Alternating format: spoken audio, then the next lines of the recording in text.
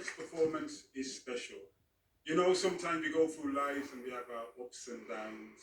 When we have our downs, some of us find it very difficult to reach out and speak to another person, especially men for some reason. I want you to listen to the next poet very carefully. The poem is called Man Down. The poet is called Woodsy.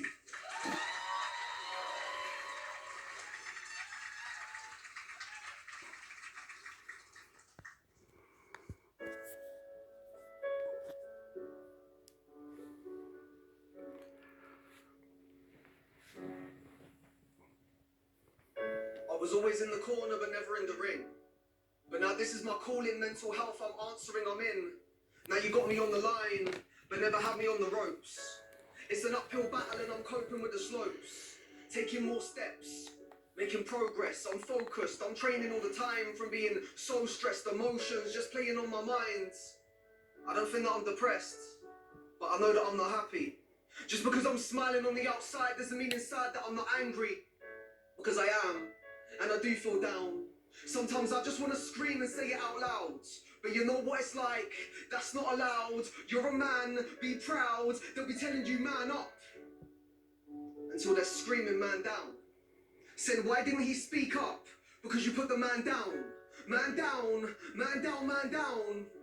Suicide is on the rise and they're surprised by the figures. Well, numbers don't lie like the smiles in your pictures. You've been soul searching till you're itching, all the blisters put a filter on your feelings. Hear them screaming in the distance, man down. Man down, man down. Have you ever been down in the depths of a dark place? Where the silence is so loud you can hear your heart race.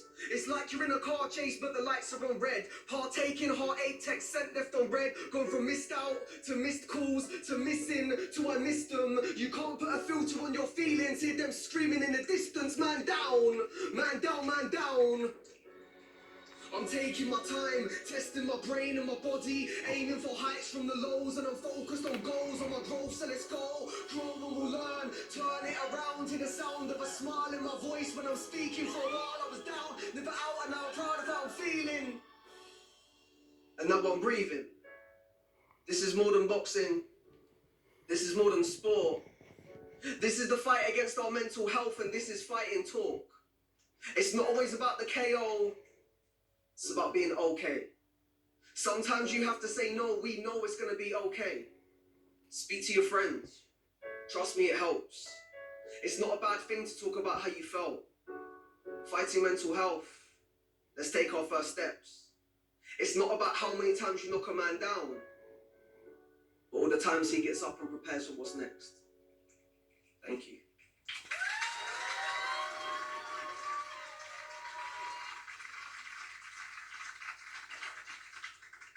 I told you, very, very powerful piece. It's one thing I've noticed actually with poetry and spoken word and hip hop is that men especially will talk about things and express things that they wouldn't talk about in normal speak.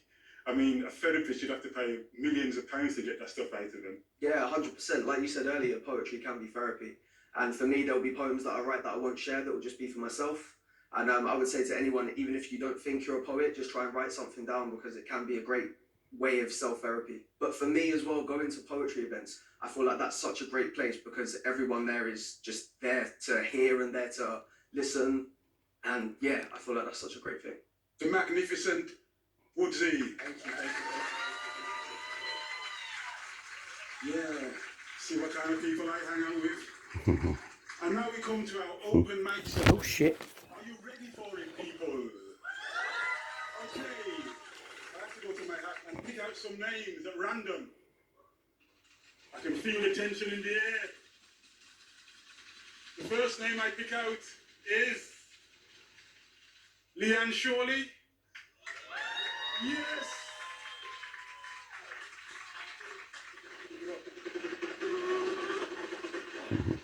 Jenny Fords. Yes. Yes. Okay. Nilofer Giorgio. At the weekend, I don't want to go with you to IKEA. I don't want to go to the Lake District to sample homebrewed beer. I don't want to share a flat covered in plaques that say live, love, laugh. And I don't want to go to any dinner parties with you as your other half. don't want to talk about stamp duty or who you're going to vote for in the local by-election. I just want to rub my bottom against you and give you an erection. As I look into your childlike eyes, I see your adolescent cries, yet I perceive no tears. Just an overwhelming need to be heard. Moreover, you just need to be understood. And as I attempt to look into the windows of your soul, some of them seem to be tainted. And I suddenly realise that I can never know you as well as I had hoped to. When I'm with you, I don't feel awkward dancing to the fast songs, with beats beating like a heart that longs and belongs, all arms and legs and bumping into each other, smiling and glancing, bad dancing together. When I'm with you, I don't feel awkward talking to others, making jokes about the blokes at the bar stepping up to each other, talking nonsense till dawn, whatever the weather, in our element, feeling not awkward together. If I presume to tell you the method of your madness, I would consequently be dictating to your subliminal conscience.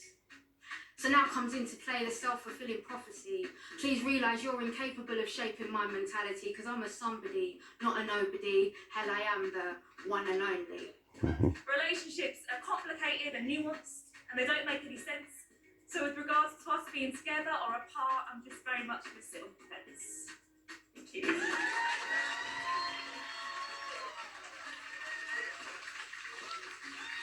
Okay, let's make some collective noise for our open micers.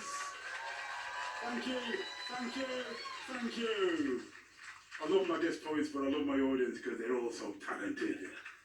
Yes. And now for our next performer. He's been really making a name for himself on the spoken word scene, and tonight he's going to bless our stage with his greatness. He's going to be telling us why they call him D. Make some mother-loving noise for Keith Jarrett.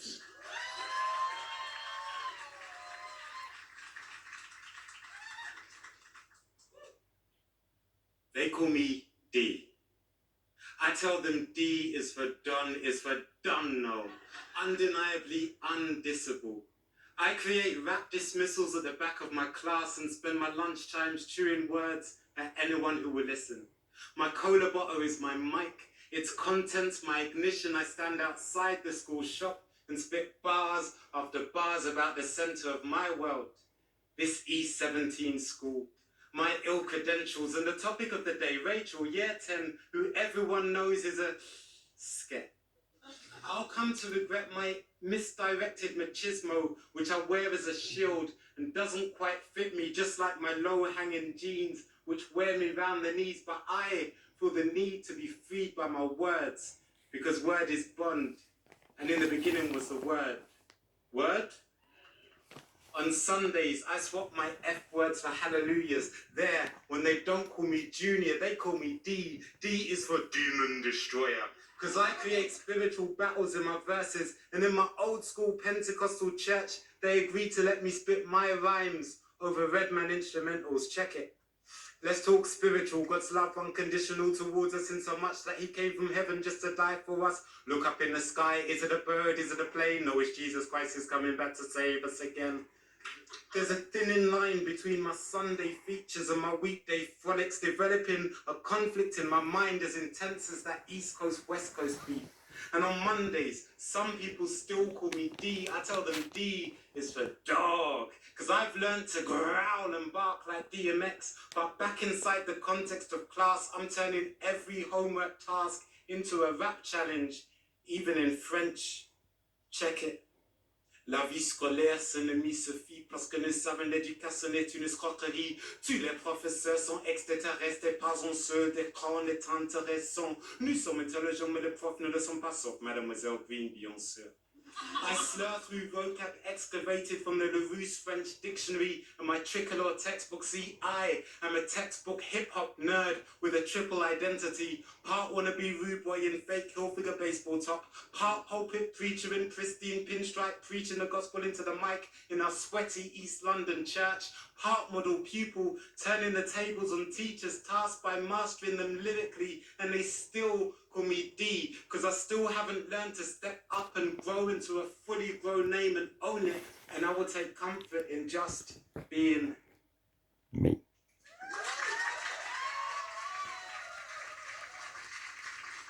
So they call you D. How come you've come to D when your name is Keith? It involves like having loads of different nicknames because I didn't like, you don't really name a kid Keith, or you shouldn't. You need to wait till they're at least 20 to like earn a Keith kind of name. Right. You are also a writer and an educator. Do you use your poetry to educate as well? Yes, I really love just seeing young people express themselves and working in schools, getting them to write poetry as well and to perform it. I think it's a really brilliant way of just exploring creativity. Well, thank you for bringing your realness to the Life and Rhyme stage. People, Keith Jarrett.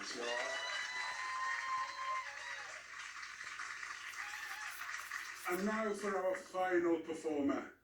He came to the Life and Rhyme stage all the way from New Zealand. Well, he came when he was 3 years old, but he's been here for a long time. Please welcome with his poem, Back in My Day, Tomfoolery.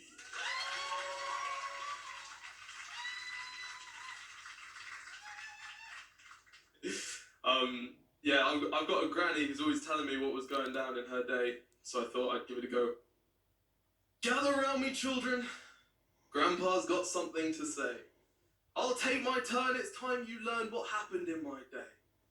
When I was young, the internet was only just beginning. I remember a time when mobile phones went constantly a-ringing, a time of wit and wonder. But I guess that's something they all say. Let me tell you the story of what happened in my day. In my day, we started food companies that served burgers by the billion. And we got rich white men to run them all and paid them by the million. We found a way to buy things so cheap you could fill every corner of your homes. And we got foreign kids to knit the crap, sewing their fingers to the bone. And whenever an animal got in our way, let me tell you what we did. We'd drive that beast into extinction so he's never gonna bother you, kid. Oh yeah, we overfished. We overfarmed, we gave every country nuclear arms. Oh please, don't be alarmed. After a few world wars, the whole thing calmed. We underfunded healthcare, left the homeless on the streets. We consistently elected governments that bombed the Middle East. We dug for oil in every place till there was nowhere left to dig. So now on each and every inch of ocean, you can see a new oil rig. We were the ones that brought to the end the confounded EU. We really thought it was the right thing to do. I mean, of course, back then, nobody knew what was about to come next, but we still pushed it through. It was us that started that swiping thing to enhance our romantic lives. And trust me, it worked really well. It's how I met all of my wives. We were the ones who abolished free speech. We had impeachable leaders we didn't impeach. We made being offended a public offence. And when politics got boring, we added suspense. We made every lawmaker go on primetime Big Brother, dress them all up like kittens till they cried for their mothers. We increased inequality, made opportunity scarce. We melted the ice caps and gave up on prayers. Oh baby, don't cry, or they'll take you away. I was just trying to relive the best bits of my day. Cheers.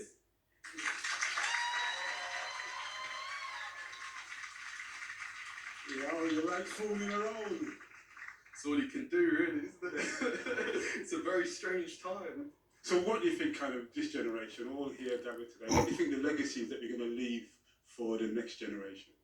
You know, I think we got some, open-minded people walking around these days, and I'm really grateful for that. I think we are becoming more progressive as a society. Sometimes I think it's happening a little too slowly and takes big events and it speeds it up a little bit. So that's something to be hopeful for.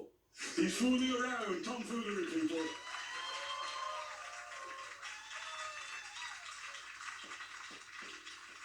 And now we've come to the end of the show. I know it's really sad. But I want to thank you all for coming. I want to thank our open micers.